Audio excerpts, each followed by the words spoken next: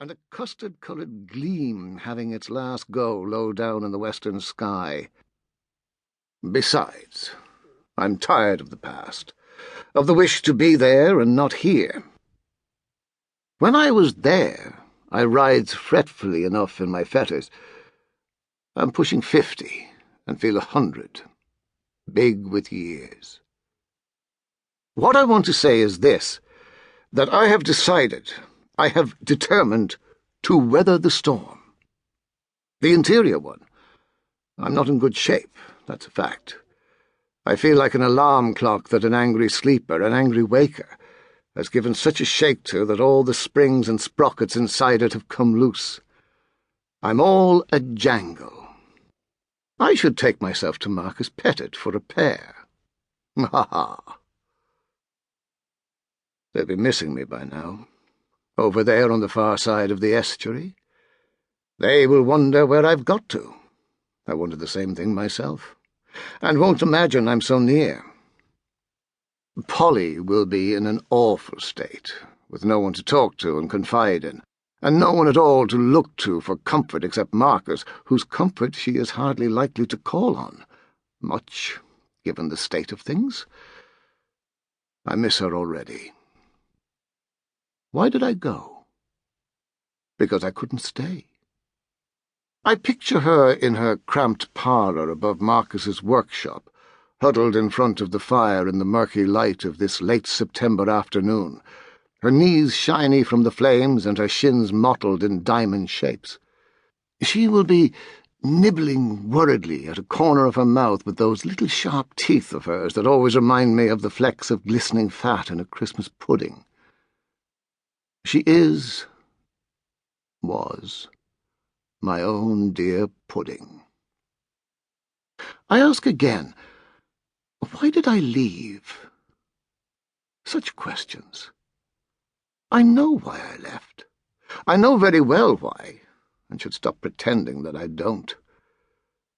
Marcus will be in his workshop at his bench. I see him, too, in his sleeveless leather jerkin, intent and hardly breathing, the jeweller's glass screwed into his eye socket, plying his tiny instruments that are, in my mind's eye, a steel scalpel and forceps, dissecting a Patek Philippe. Although he is younger than I am, it seems to me everyone is younger than I am, his hair is thinning and turning grey already, and, see, hangs now in feathery wisps on either side of his leaning, narrow, saintly face, stirred by each breath he breathes, stirred a little. A little. He used to have something of the look of the jeweller of that androgynous self-portrait, the three-quarters profile one with tawny ringlets and rosebud mouth and disconcertingly come-hither eye. Latterly, though, he might be one of Grunwald's suffering Christs. "Work, Ollie," he said to me dolefully. "Work is all I have to distract me from my anguish." That was the word he used. Anguish. I thought it queer, even in such dire circumstances, more a flourish than a word. But pain compels eloquence. Look at me. Listen to me. The child is there, too, somewhere. Little Pip, as they call her. Never just Pip, always Little Pip. It's true she's quite small, but what if she grows up an Amazon? Little Pip, the gentle giantess. Oh, I shouldn't laugh, I know. It's jealousy jogging my funny bone. Jealousy and sad regret. Gloria and I had a little one of our own, briefly. Gloria. She'd slipped my mind until this moment. She, too, will be wondering where on earth I am. Where on earth? Damn it. Why does everything have to be so difficult? I'm going to think about the night I finally fell in love with Polly. Finally, for the first time, that is.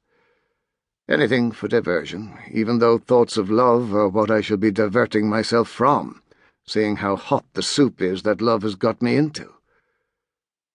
It happened at the annual dinner of the Guild of Clockmakers, Locksmiths and Goldsmiths.